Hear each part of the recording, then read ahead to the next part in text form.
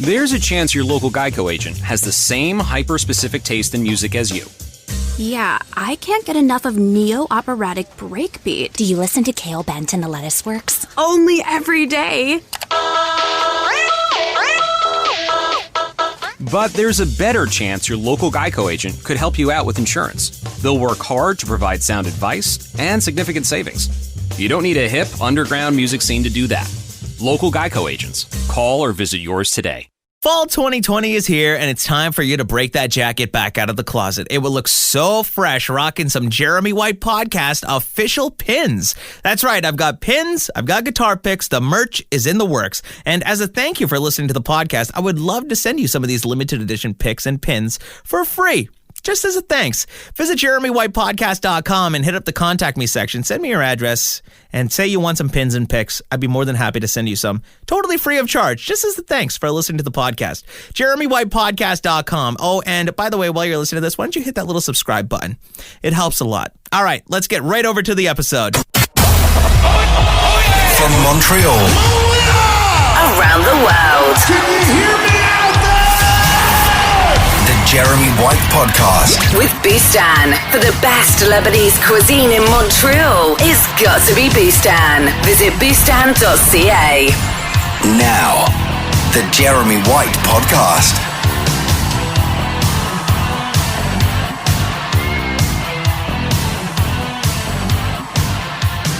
I'm getting a lot of questions about my theme music.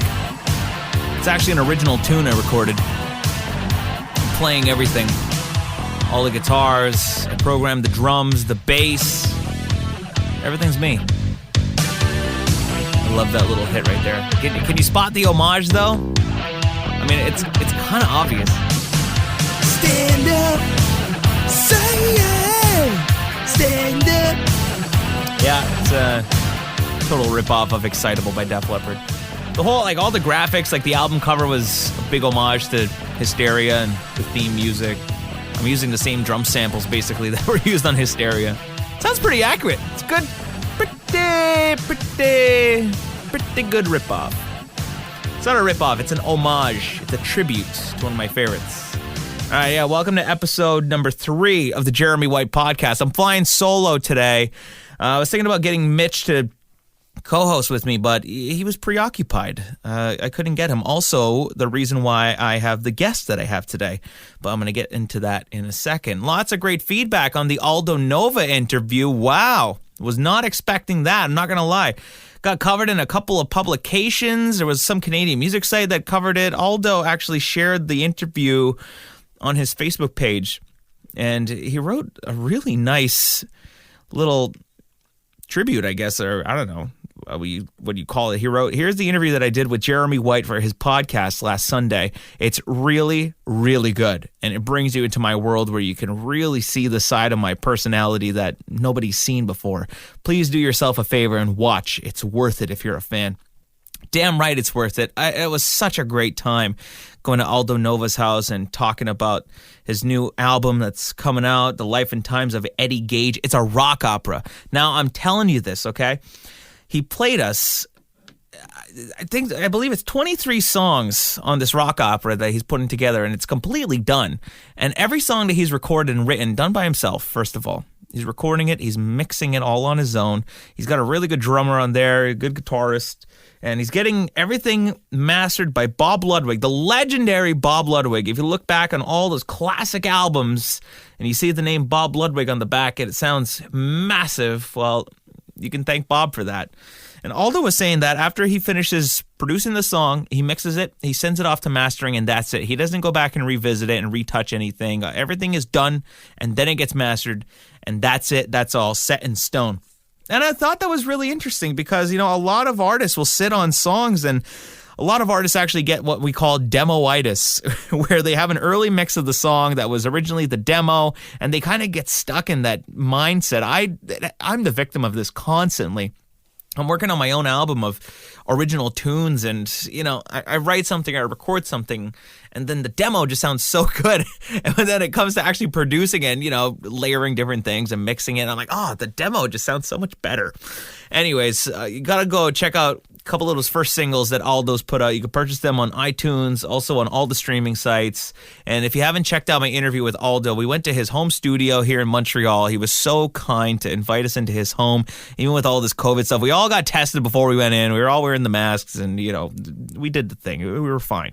So it was really great. If you haven't checked that out yet, that's episode 2 of the podcast, available now. Also, you can watch the interview on my YouTube channel. And the cool thing about the YouTube version is that it's a YouTube exclusive. Right at the top of the interview video, Aldo played us a never heard before unreleased John Bon Jovi demo. Now, they won tons of awards for Blaze of Glory.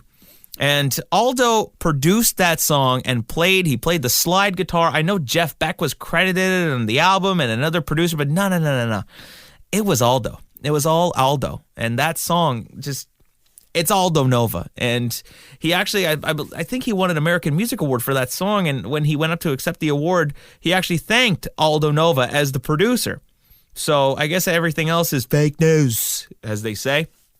Anyways, go check that interview with Aldo Nova on my YouTube channel. Make sure you give me a subscribe, by the way. I'm actually doing pretty good. I'm getting close to 300 subscriptions. The cool thing about YouTube is that, that's where everybody's making money on their content these days. Honestly, I'm not even doing this to make money. Like, I have a day job at the radio station and I love it. I'm doing this because I just love it and it's something to do. It's a hobby. I'm getting to talk to some of my favorite artists that are super influential to me growing up. And really, that is the whole reason I'm doing this, is because I finally get to chat and talk to these people that I grew up listening to and loving and worshiping and idling. And you're going to hear a little bit of that in the interview with my guest today. But like I said, I'm doing all this as a hobby. But the only way that you can monetize anything on YouTube is if you get 1,000 subscribers. So I'm not making any money on this whatsoever until I get to 1,000 subscribers. So if you can, please go give me a subscribe on my YouTube channel. The link's on my website, jeremywhitepodcast.com. It's super easy. I got the link on the link tree. And go subscribe to the podcast everywhere, too. Like, wherever you're listening to this, whether it's on iHeartRadio or Spotify or Apple Podcasts, Google, wherever it may be, a subscribe helps. It goes a long way. So if you can do that, that would be epic. All right. A couple of things to mention. The Struts have a new song out with Robbie Williams. Their brand new album is set to release in October. You can pre-order that now, and the music video is available online. That's my pick of the week. It's fantastic. I'm such a big fan of the Struts. Every time they come to Montreal, they treat me so kind. They invite me to hang out backstage, and got to know Luke a little bit, and Adam, and Gethin, and Jed, and they're just such good dudes. Like, they're saving rock, man. If you're not familiar with the Struts, go listen to them. And that new album is going to be phenomenal. I saw Eddie Trunk post on Twitter that he already heard an advanced copy of the entire album, and the singles so far are not representative of how hard rockin' the album's going to be, which I'm kind of stoked about because I like to be surprised like that. Anyways, if you haven't checked out the new one from the Struts, go do that. Also, for all your latest rock news, go follow Mitch LaFon on Twitter for all of his On This Day stuff and everything you need to know in regards to the latest in rock. If Mitch LaFon's not posting about it, you don't need to know about it. It's that simple. Talking about Mitch LaFon, he's the reason I have the guest that I have today. Oh my goodness, what a legend. I can't believe it. Honestly, if you would have told 14-year-old Jeremy that he'd be interviewing the one, the only, the spaceman, space ace, Ace Frehley, I probably would have said, no way, stop it. I'm going to cry. So Mitch's dad celebrated his 90th birthday, and Mitch just couldn't do the interview. He got pitched to do the interview with Ace, and he was basically, listen, I can't do it. I know you're a big fan. Do you want to interview Ace Frehley? Interview Ace Frehley? I can't say no. I can't say no. No, I couldn't say no. I had to do it. So I was like, fuck yeah. Obviously, it's freaking Space Ace. Obviously, I'm going to talk to him. So we covered a lot of different topics. One of the things that I found super interesting talking to Ace is that, first of all, you're going to think he sounds drunk through the whole interview. He's not. He's been sober 14 years, he said. And, I firmly believe him. Say what you want, but hey, I'm a believer. All right. I was first exposed to Kiss by my Uncle Terrence when I was growing up. I was around like maybe 5 or 6, and I'd go hang out at my grandma Debbie's house, and in the basement in my Uncle Terrence's room, he had a poster. I think it was actually like a light up neon sign or like a glow in the dark, or I don't know, you could see it under a black light. And I was always scared of Gene because it was a big picture of Gene and his tongue was hanging on. It looked scary as fuck. And to a 4 or 5-year-old, like, I thought it was cool, but I was also scared. So that was the first time I was ever exposed to Kiss, and hearing them, you know, being played by my Uncle Terrence. And this was around the same time that I was getting introduced to Van Halen and Shania Twain. And I'd see the Kiss posters on my Uncle Terrence's wall, and we'd watch the Van Halen Jump video. I was always obsessed with the way Eddie looked with his jacket and the guitar, and he was playing keys, but he had a guitar around him. It was just mind-blowing for a 4 or 5-year-old. It's funny how Kiss back in the early 70s when they were coming out was mind-blowing for all the kids, and even back in the late 90s when I was only 5 or 6, they were still blowing minds, you know, 2 decades later. So to talk to Ace, it was quite the surreal experience. I was super giddy the whole time, I'm not gonna lie. Like, you probably can't tell because, I don't know, I kind of kept my cool. But if you watch the video interview on my YouTube channel, you can see me like kind of like twirling a guitar pick in my fingers and kind of just sitting there. I was just so excited. So, yeah, you know, I was first exposed to Kiss by my Uncle Terrence. I saw Kiss for the first time in 2009 on Kiss Alive 35, and as Alive is celebrating the 45th anniversary this year. By the way, they have a couple of cool little merch items that you can pick up kissonline.com to commemorate the anniversary. By the way, I think Kiss kind of cheaped out on Kiss Alive 45 because all they really did was a couple of limited edition t-shirts.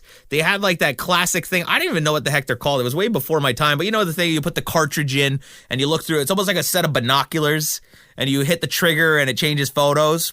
Anyway, yeah, that thing. So they did that, and they did a limited edition confetti-colored swirl vinyl or something. They were charging like $45 for it. It's just absurd, but it's limited edition. Of course, it's going to sell out. As a Kiss fan, you got to have it in your collection. So I thought they kind of cheaped out a little bit on commemorating the 45th anniversary. Like, they based a whole tour around it last time around for the Kiss Live 35. Now 45, we get a couple of tees and like a swirl vinyl. Like, really? That's it? Anyways, kind of underwhelming. But yeah, so I saw Kiss the first time on the Kiss Live 35 tour in 2009 at the Bell Center in Montreal, and man, it was so cool because I'd never seen a concert like that. Like, I saw Van Halen in 2007, and it was the most bare bones rock show ever. So that was kind of like, I guess, the expectation that I had set, just the stage and stuff. The first concert I ever saw was the Backstreet Boys on their Millennium Tour. So they came out on flying hoverboards, and the show was in the round, and they had pyro and a giant band. They were dancing. It was a massive production. As 5 or 6 years old, like, that was crazy to see. So then the next concert I saw was Deep Purple at the Hampton Beach Casino Ballroom in, like, I don't know, 2006 maybe. And then I saw Van Halen. For the longest time, I was a bit of a denier, and I totally forgot that I saw the Backstreet Boys. I was kind of embarrassed because, like, growing up, it wasn't cool to like the Backstreet Boys, especially like in like late elementary school, early high school. They're like, "Oh, you're gay. You like Backstreet Boys." Well, fuck you. Now I'm 26. I can freely admit what I like, and that's it. I like what I like. Leave me alone. So when I saw Kiss, when you saw the I was gonna say bukkake, but it's not a bukkake. They're freaking, you know, the curtain that drops. The kabuki curtain. Once that dropped and they were coming down on the platforms with the sparklers dropping and everything, it was the most insane experience ever. It was so damn cool. And to see the drums on the riser hung up by chains and Eric Singer just playing like a maniac with the stick twirls and the tricks and the drum fills like do do do do do do do do, like it's just so great. And that was one of my favorite concerts I'd ever seen. And then they came back in October, and that was for the Sonic Boom tour, and it was just mind-blowing. And still to this day, Kiss is, I think, the best concerts I've ever seen ever. Probably the best shows that you've ever seen too, right? But the catch is, I've never seen Ace live. This is the funny thing. So every time I've seen Kiss, it was with Tommy. I've never seen Bruce live. I've never seen Peter live. I've never seen Ace live. Ace, last time he was in Montreal, I think it was in like 2009 or no, it was like 2008. I think he played at the Metropolis. And I don't know. I every time I've gone, Ace was in my hood. I was either working and couldn't take off work and couldn't get to see him. But I got to see Ace at some point. This new album he's got coming out is called Origins Volume 2. It's the second in his series of covers that he's doing with Entertainment One. Entertainment One, it's the movie company. Like, they put out some of the biggest movies. They also, they're the biggest independent record label in the world, basically. And they have a ton of artists on the rock and metal side. And Ace has put out a couple of albums with them.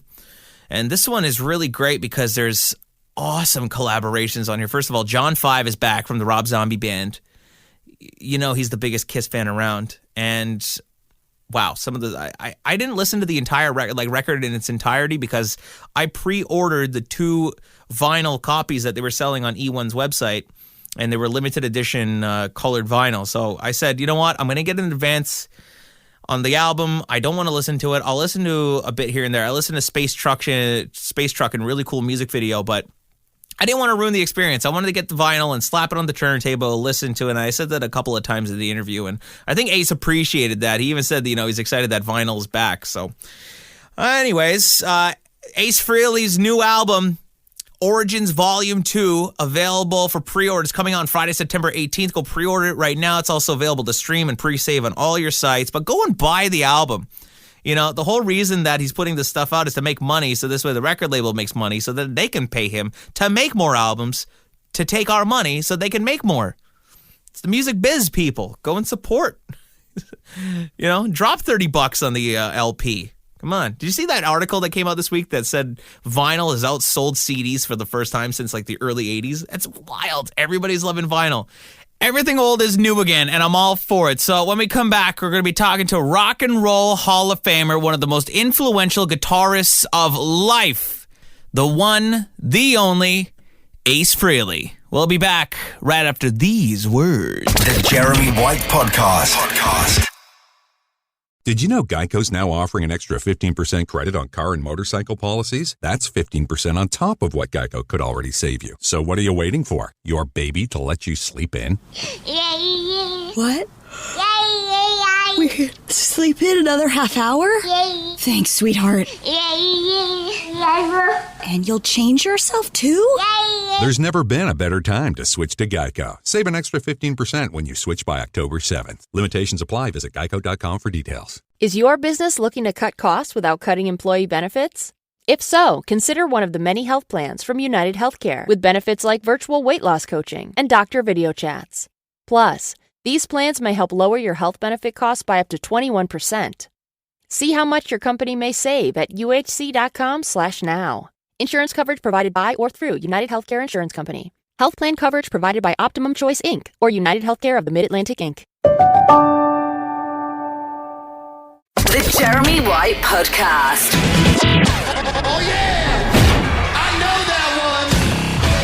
Hi, this is Ace Frehley. You may remember me from such films as Kiss Saves Santa. But Mrs. Claus, who would kidnap Santa? Where I rescued Santa from the pterodactyls. Hang on, Santa, we're coming! Hurry, boys, the eggs are hatching! With the sound of my guitar. Everyone knows pterodactyls can't stand the screech of a guitar!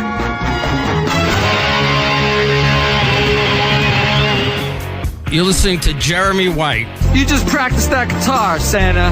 Next time we'll let you do a solo. Don't encourage him.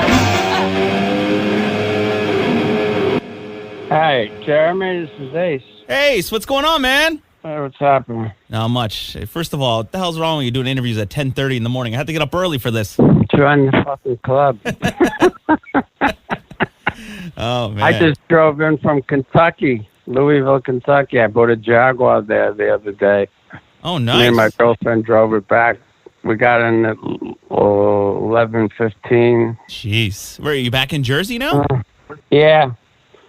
We just got a place in Jersey, building a new recording studio in the basement. And, nice.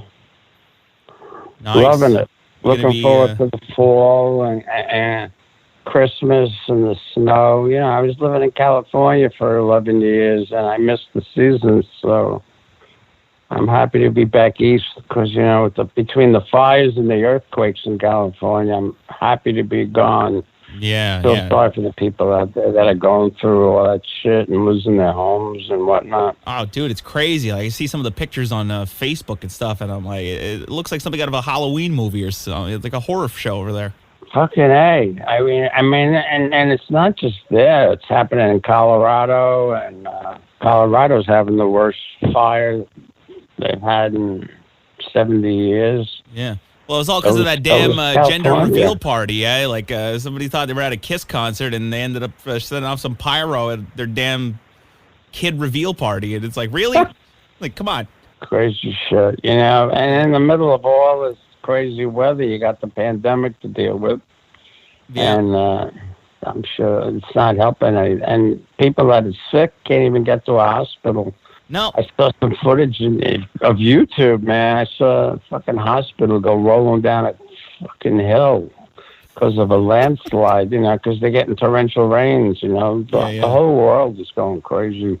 In the middle of it all, I'm coming out with a new record. Yeah. Well, Origins Volume 2 is coming out this Friday on Entertainment One, limited edition double LP with super special swirls. They're awesome. You can pre-order them. Now, I pre-ordered both of them. I got the advanced copy of the album digitally. I was like, no, fuck that. I pre-ordered the 2 LPs. I want to listen to them when they get here. I want to slap them on the turntable and have that first listen experience. I'm excited for it. A lot of people are going back to vinyl. That's making me happy. You know, it sounds better.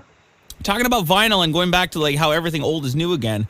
You know, back when you were recording with the first couple of Kiss records, compared to now, you know, I was talking about this with another guitarist last week. How he uses a lot of the same old amps that he used on his earlier records, and he still uses them today.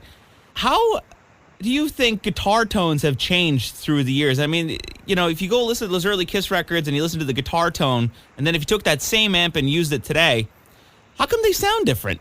Well, you know, we didn't have ProTools back then. You know, digital recording with all these different plugins and with new algorithms that emulate vintage sounds.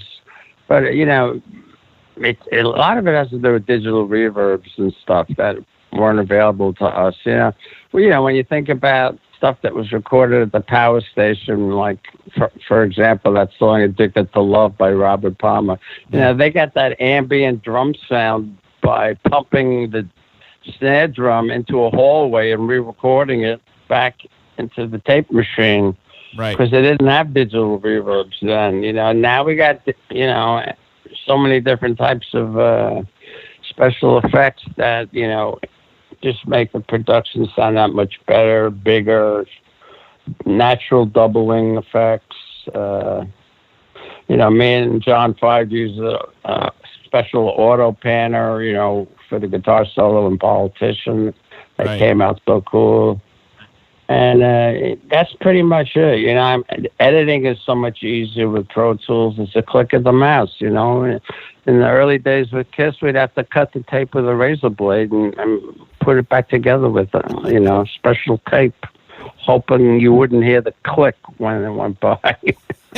Was there a lot of punching in and punching out on those Kiss records? Was there a lot of editing that had to be done? Oh, yeah. Yeah, there was a lot of mistakes we had to fix. Even on the live, Volume 1, you know. Yeah. We overdubbed a lot of the mistakes and, you know, made it sound better than the original recording. But, you know, at this juncture, Paul and Gene have admitted to that, you know. And we had audience loops. Eddie Kramer had like 3 quarter-inch tape machines with long loops going around. And he'd have 3 faders. One was one kind of audience reaction. Second one was a stronger audience reaction. And then was number 3, which was like everybody going completely apeshit.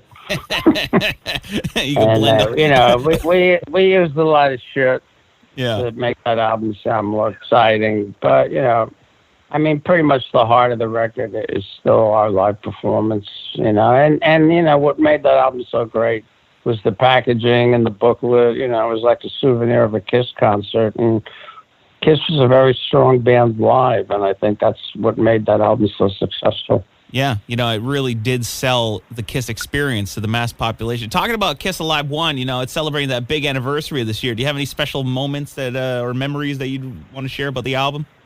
Not really. Yeah. It's like, meh, it's in the past. It's all cool. It was fun, but whatever. you got to remember, what was that, 40 years ago? I think it's 45 now. Oh, okay. Well, after all the alcohol and drugs I've done over the years, you know, I lost a few brain cells, so my memory's not what it used to be. Hey, it is what it is. Thank God tomorrow I'm celebrating 14 years sober, so there you go. That's a blessing. Honestly, to be honest, though, through this pandemic, I'm surprised nobody's fallen off the wagon and, you know, just sitting at home, nothing else to do. I spoke to a lot of, you know, I still keep in touch with a lot of my AA friends, and a couple of them have relapsed, you know, because of the stress. You know, it's been very stressful on people. Yeah. You know, some people think it's the end of the world, the beginning of the end, you know, and people panic. People having financial difficulties, you know, so, you know, they decide to go out and have a drink, you know. It's unfortunate. Yeah. You know, I'm lucky enough that, you know, I'm in a situation where I don't have any financial issues right now. I have a new girlfriend, you know, and I got my daughter living with me, and my girlfriend's 2 kids, 14 and 17, and you know, it's like the Brady Bunch. It's the Frehley family over there. Spaceman's now daddy. It's you got the whole thing going on. And my daughter just flew in with her dog, and my girlfriend Laura's got a big giant poodle with a bark like a German Shepherd. You know, we got 5 acres, so it worked out fine though. Dog was running around. I just went outside to walk the dog, and there were 2 bears climbing a fucking tree. Like a full-grown bear? Yeah. Well, we live in the woods, you know. We're surrounded by a wooded area, and we're in the back of a housing development, you know, with about 35 homes, you know. Nice. They're only about 10 years old. But, you know, we're in the back, and from our tree line, the next house is about a half a mile away. So it's just all woods. So, I mean, behind our house, there's bears, deer, rabbits, squirrels, everything. Anything you can think of. I thought I saw some wolves the other day. Nice. Yeah, see, I'm from, I live just outside of Montreal. So I'm from a native reservation, so we're Mohawks over here. So in my town, like, it's pretty much just like wooded area. So it's kind of like the same situation for me. I'm like right in the middle of the woods sometimes. Like my parents, they live right along the water, and it's all woods, and we got that all the time. Christ, there was like a freaking moose just standing in the driveway not long ago. It's gotta love that, dude. I'll tell you what. We went up. We have a 650-foot driveway, and like the first week we had moved in, we pulled in the driveway, and there was a black bear. You know, you know. 10 feet from the car, and I just opened the window and said, "Get the fuck out of here!" And he ran to the woods, you know.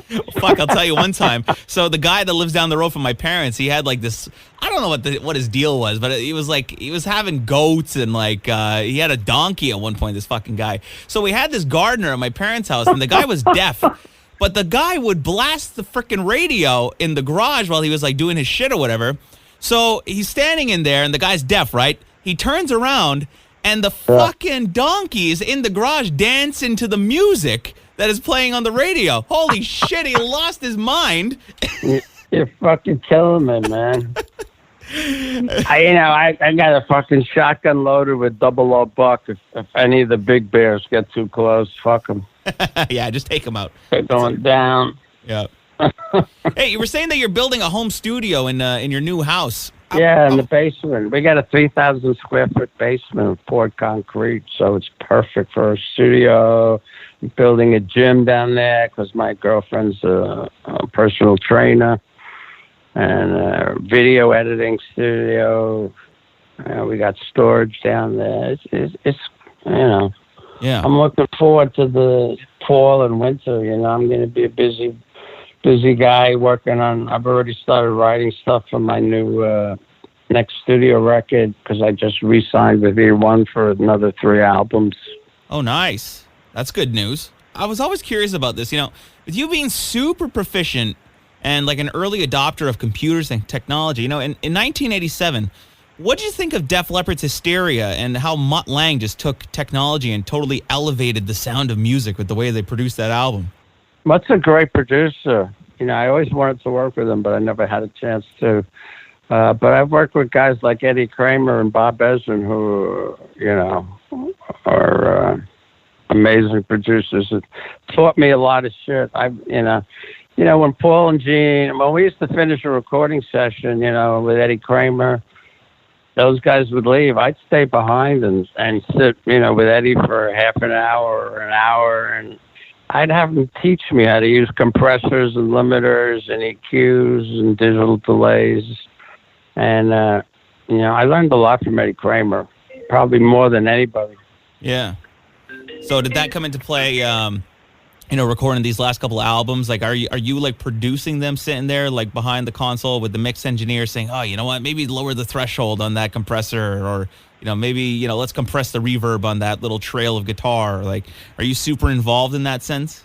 Totally. I even engineered a lot of the stuff on some of my records. Since I signed my first, did my first album with E1, Anomaly. Well, that was an Anomaly, was with a different label, but E1 re-released it. But I've been, producing my records for the last, whatever. Yeah. And even my 78 solo album, I believe I co-produced with Eddie Kramer, and it's nice, being able to, I have the knowledge, and I have more knowledge now than I've ever had, and I'm become very proficient at using ProTools, digital editing. With ProTools, you can edit visually. You don't even have to hear the goddamn thing. You can see the snare hit. You can see the bass drum hit, because you're looking at the waveform on a 50-inch monitor, and you can see where to edit it. And 9 times out of 10, you can do it without even hearing it. Right. Pretty cool. Yeah. So, if you had the option, would you go back to cutting and splicing tape? No fucking way, man. I have a 24-track tape machine. It's collecting dust in my locker. One of my 7 storage lockers filled with junk. But, I still have a lot of my old vintage amps and guitars and microphones. And I use a lot of miking techniques I learned from Eddie and Bob and other producers I've worked with. So, I try to create that vintage guitar sound, and I think I achieve it. But eventually it's all going to hard drive and going to be knocked down to 44.1 HZ and thrown on the CD. Yeah. Well, you could always, track it analog and then just re-record it digitally and then mix and edit in there. But who the hell wants to do that? Just throw a plug-in on it, it's done. Drums, the only thing I miss about tape machines is the drum compression you get.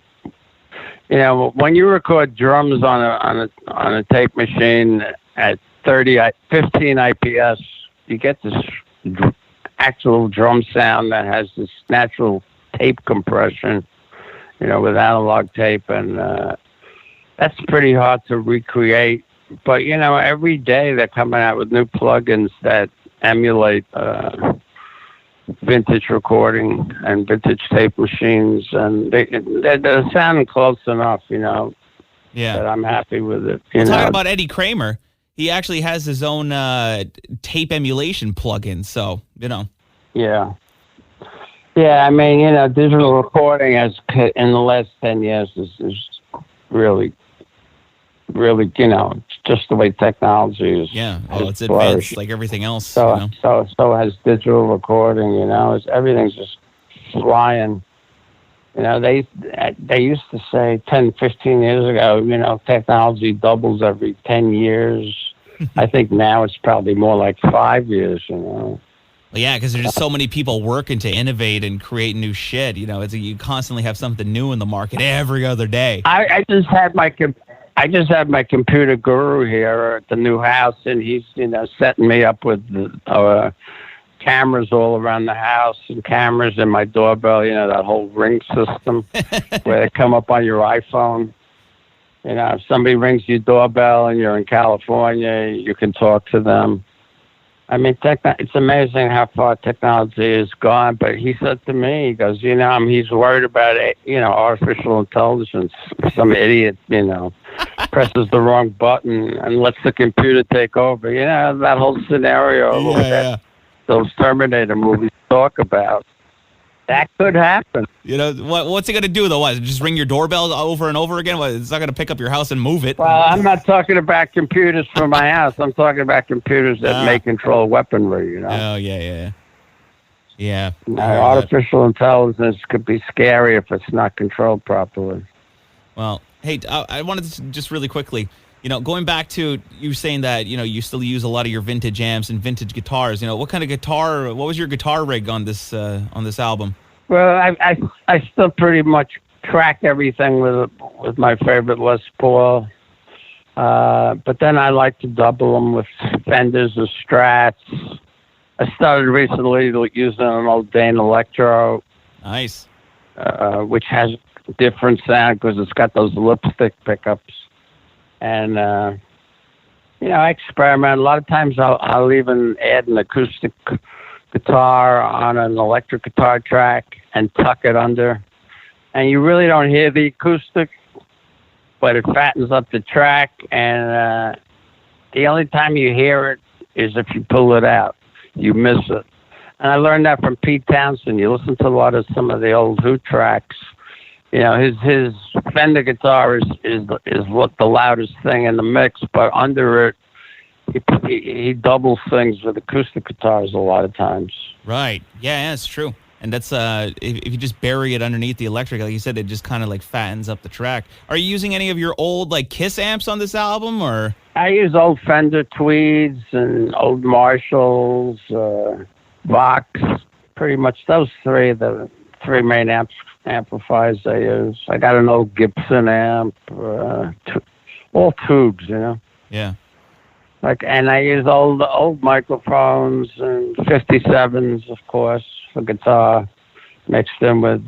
I like the combination of a ribbon condenser, a ribbon mic, or like a condenser mic with a 57, and blending those together. And then, you know, I also use two preamps.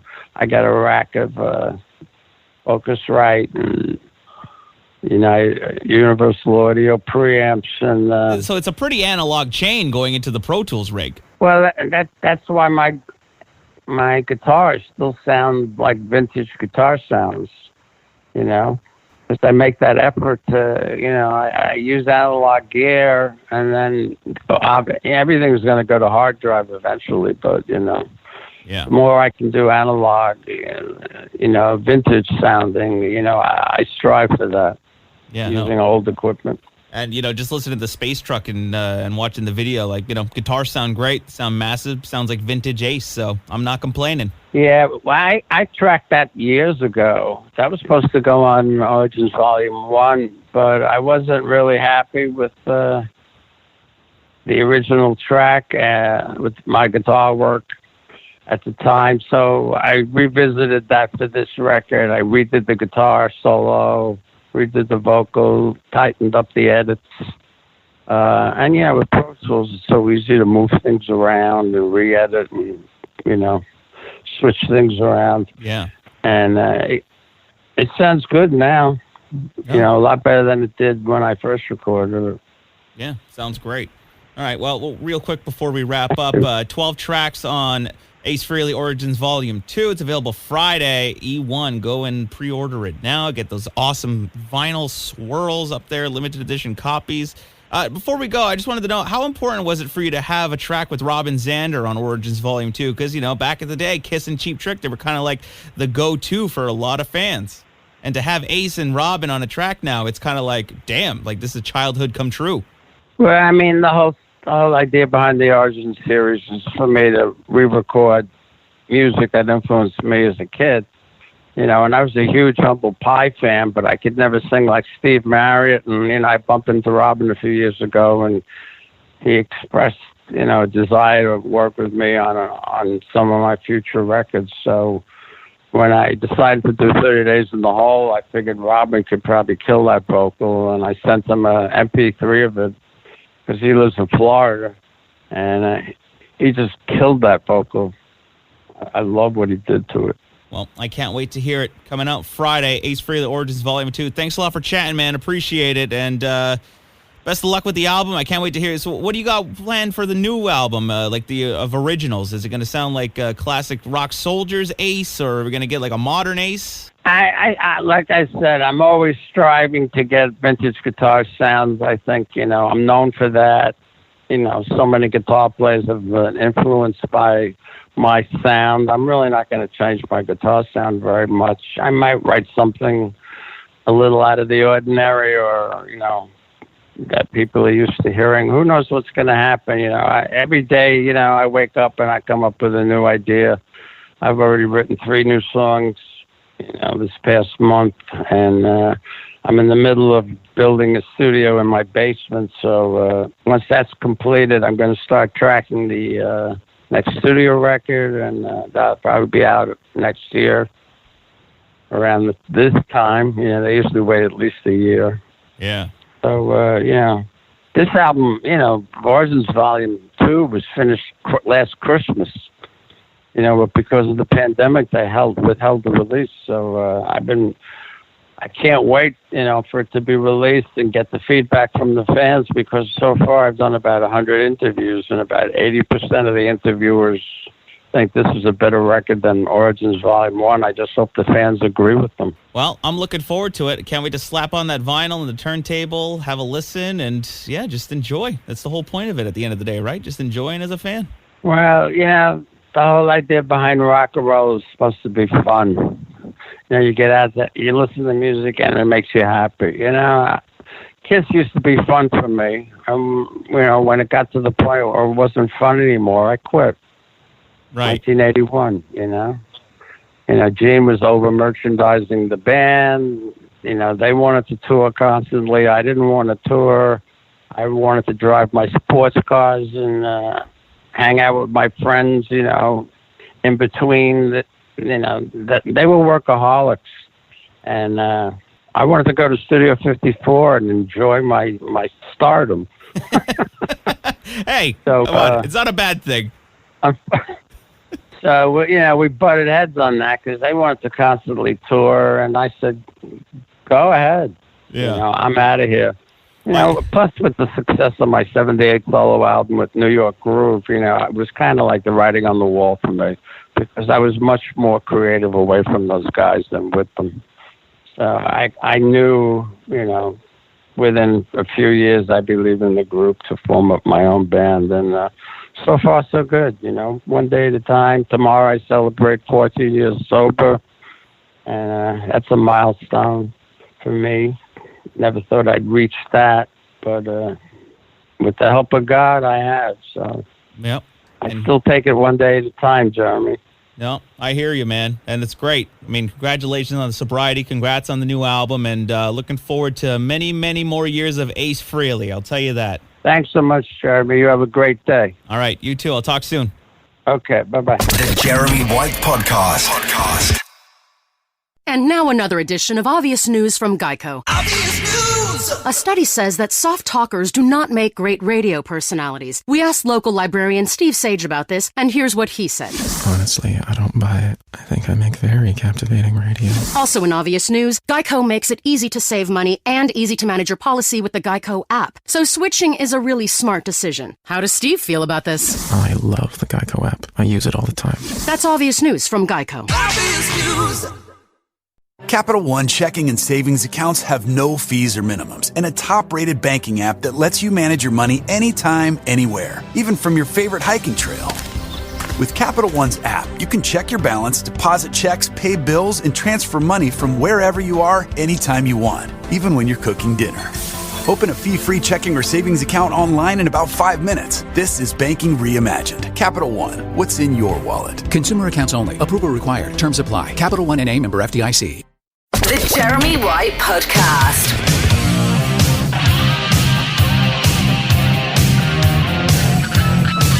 Wow. I can't believe it. Ace Frehley, man. How cool was that? Were you able to tell how giddy I was? I think I held my composure pretty good, right? I still can't believe I spoke to Ace Frehley. Holy shit, that's crazy stuff. I love it. I still love that Dunkin' Donuts commercial he did. I'll give you the P&L statement. I'll give a P&L statement. Why don't you give me a subscribe on my YouTube channel? Hit that subscribe button. That'd be epic of you. Also, subscribe to the podcast on iHeartRadio, Spotify, Apple Podcasts, Google, wherever you get your podcasts. That'd be epic if you could just give me a subscribe. Anyways, my thanks, my ever so I bow down and worship at your feet, Mitch LaFon. Thank you so much for setting this up and making it happen. And thanks for not being available to do it, basically. Anyways, Rock Talk with Mitch LaFon. Go check out Mitch's podcast. Make sure you go follow him on Twitter for all of your on this day rock tweets and everything you need when it comes to rock and roll. Mitch LaFon, Canada's and the world's voice and rock leader. Also, at the top of the podcast, I mentioned that I have pins and guitar picks for you to score. Yes, that's right. I got pins. I got 3 limited edition collectible pins and some awesome guitar picks that I had made by actually the same guy that makes the guitar picks for John 5, who's featured on Ace's new album, Origins Volume 2. Pick guy. So they're awesome. So if you want to score some of those limited edition Jeremy White podcast pins and guitar picks, go to jeremywhitepodcast.com, go on the website, click on the contact me section, send me an email, send me your address. I'd be more than happy to throw a bunch of them in an envelope for you and send them over. And, don't worry about it. How much is a stamp these days? I mean, if it is expensive, you could always PayPal me, but anyways, we'll write back and forth. All right, that's it for this week's episode. Next week, I don't know what's going on yet, but I think I'm going to be talking to David Ellefson from Megadeth and Tom Hazard about their new covers album. It's awesome. Like, all these rock guys are doing covers albums lately, so which is great. I think we're going to be talking to those guys next week. Anyways, until then, hit me up on Twitter and Instagram, Jeremy White MTL. Give me a follow, give me a subscribe. You know the spiel. All right, peace. This has been the Jeremy White Podcast. With Bustan. For the best Lebanese cuisine in Montreal, it's got to be Bustan. Visit bustan.ca. For exclusive content, video and interviews. Connect with Jeremy White. Subscribe on YouTube, Spotify, Apple Podcasts, iHeartRadio, and available wherever you get your podcasts. Hey, it's your homie. Sorry, it's your home. I know you don't like it when I call myself your homie. So I have some favors to ask you. Could you get rid of a few chairs in the living room? My floorboards are tired. Another easy thing, we could save money if you bundled your home and car insurance with Geico. One more thing. I know you love lavender-scented candles, but could we try Tahitian vanilla? I think it would fit my vibe better. Geico. For bundling made easy, go to geico.com today.